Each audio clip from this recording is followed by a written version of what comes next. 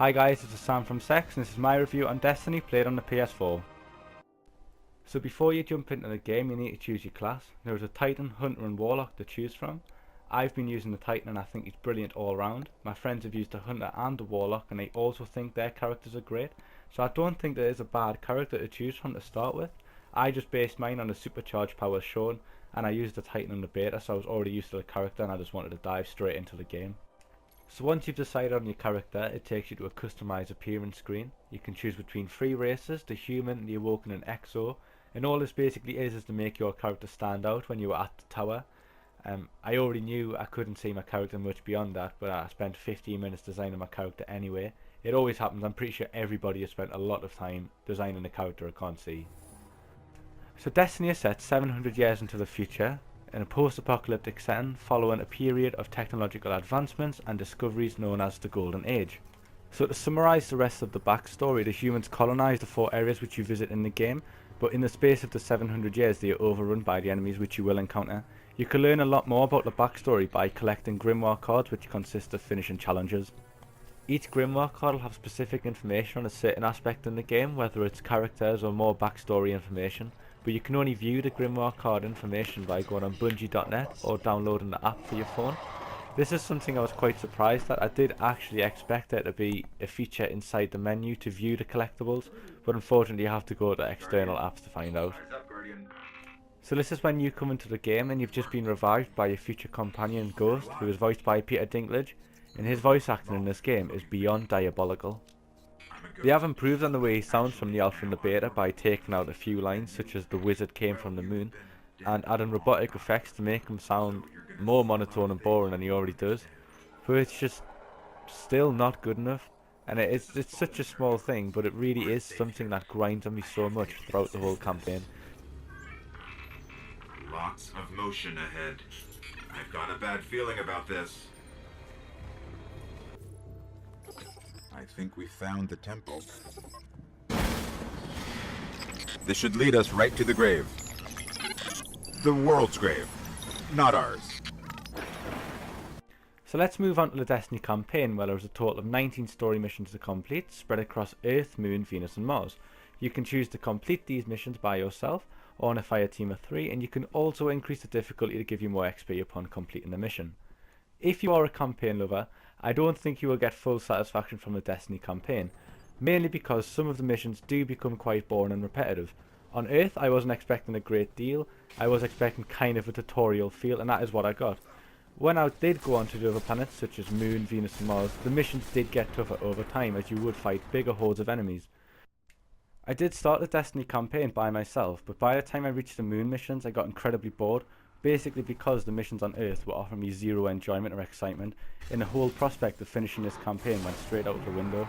However, I decided to jump into a fire team and I'm really pleased that I did, because the game and experience overall really does improve. You can increase the difficulty, so you can have it a few levels higher, and if you work as a team, you can get more experience. Overall, not just XP points, but actual game and campaign experience. You also enjoy the visuals, you get more time because you will be taking your time through these missions, whereas the missions I did find I was playing by myself, I was just hoping to get them done and get them out of the way. But you do appreciate the visuals and the environments that you're playing in. Some of the missions do get tougher, and there are some tough bosses, and the fire team will be more supportive for you if you work as a team. If you go down, you don't have to start the darkness zone again. If you do go down, your friends can come and get you up. Overall, I would say if you were to play the Destiny campaign, do it in a fire team. There are 6 strike missions in total, and they are a lot more challenging than the story missions. You can enter strike missions with a fire team of 3, and I've really enjoyed playing each strike mission. But if you are the suggested level, it is a challenge and you will have to work as a team for a greater chance of success. You may start to have a few problems killing enemies, and the bosses do have a lot of health, but you will end up getting there in the end. You can buy new weapons and armor at the tower, which is basically the marketplace for you. There are always 12 different merchants to visit, and a limited time only merchant on weekends who sells the best gear. When you become a higher level, you can visit the Crucible Handler and Quartermaster, as well as a Vanguard, Titan, Hunter, Warlock, depending on your class, to purchase armoured weapons. The main currency is Glimmer, but to purchase the legendary items you need to use Crucible marks, which can be collected by playing in the Crucible, or Vanguard marks, which can be collected by completing PvE bounties and patrol missions. The fact that you are capped at 100 marks per week is a great thing, as if there wasn't a cap, you'd end up with some of the best gear instantly, leading to the enemies being even easier than they are at times, and your overall experience probably wouldn't be as enjoyable. This game really does open up at level 20, as you can access more content such as the Vanguard playlist. This is one of my favourite things in Destiny, as it makes the previous strike challenges even harder, as well as the weekly nightfall, which requires a lot of patience and teamwork. Probably the best thing about Destiny is the raid, and it really is one of the most amazing missions I've ever played in a game. It's such an elaborate level with a few puzzles along the way, and you really do have to work as a team to complete it.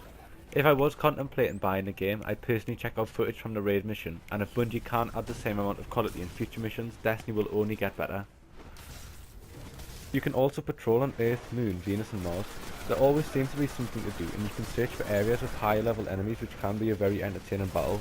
You can also complete patrol missions and public events, however they aren't very challenging and can become quite boring. You can search for ghosts, golden chests and area specific materials to upgrade your gear.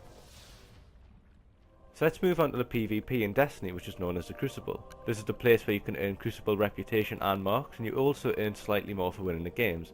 There are always 4 game modes to choose from. There is Control, which is basically domination. There is Clash, which is a team deathmatch style game mode. There's Rumble, which is free for all. And there's also Skirmish, which is a 3v3 team deathmatch and slightly more tactical. There are currently 10 multiplayer maps in Destiny, and I personally feel that each map has been designed really well, because every time I have played on them there's been numerous opportunities for close quarter and long range combat. In my first few games in the Crucible, I was using the Scout Rifle and the Pulse Rifle mainly because of how successful they were for me in PvE, but unfortunately when it comes to the PvP side it's not the case at all. I found that an Assault Rifle with a decent fire rate and a shotgun are the way to getting high scores.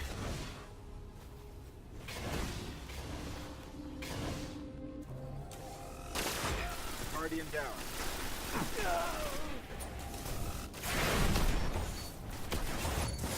Probe activated. Defense.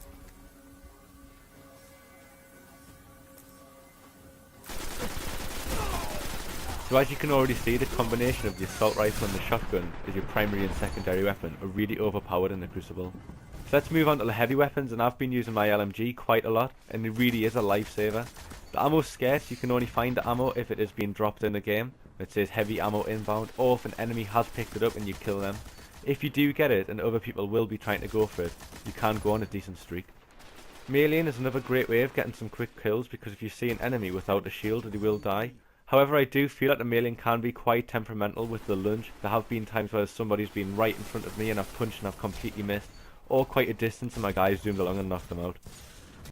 You can use your supercharge ability to take out groups of enemies, and this is a really good way of getting some quick kills, because if it's a 3-in-1 situation, 9 out of 10 times you will probably die. One thing I don't enjoy about the game is when you are trying to fight an enemy with really bad internet connection, because you can be shooting him for so long, he can kill you, run off and then die. With a game with heavy online content such as Destiny, this is something that needs to be sorted out. Another thing that slightly bothers me is the activity rewards. You can have a brilliant game and receive nothing, but a game like Destiny where you have to grind for the best gear, it can start to become really frustrating, especially from my own experience when I've seen a 0.19 KD walk away with exotic gear. If you have played the Crucible by yourself and you don't enjoy it, I would once again suggest getting in a fire team with your friends. It is a completely different gaming experience, and it really can change your mind on how you feel and can actually improve on how you play overall. So to sum up my experience after playing Destiny for 2 weeks, I'd say it's a brilliant game, especially when played with friends. If you can bring yourself to power through the pretty boring early missions, you'll definitely start to enjoy the high level content. The visuals in Destiny are beautiful, and you can't help but admire some battlefields, even if an enemy is emptying their clip into you. Certain features such as being able to increase the difficulty add a sense of replay value, and you'll find yourself playing these missions again, whether it's to help your friends out or to look for engrams so you can get past the level cap of 20. The unbalanced PvP does bring the overall experience down, as many people will start to get annoyed if they're trying to use a scout rifle and somebody with an assault rifle is just dominating them. For me, Destiny receives a 4 out of 5, and I am looking forward to the content that they will release in the future. If it's anything like the raid mission, it'll keep me playing for a very long time. If you could give the video a like or subscribe for more reviews if you enjoyed it, that'd be great. I've been Sam from Sex, and thanks for watching, guys.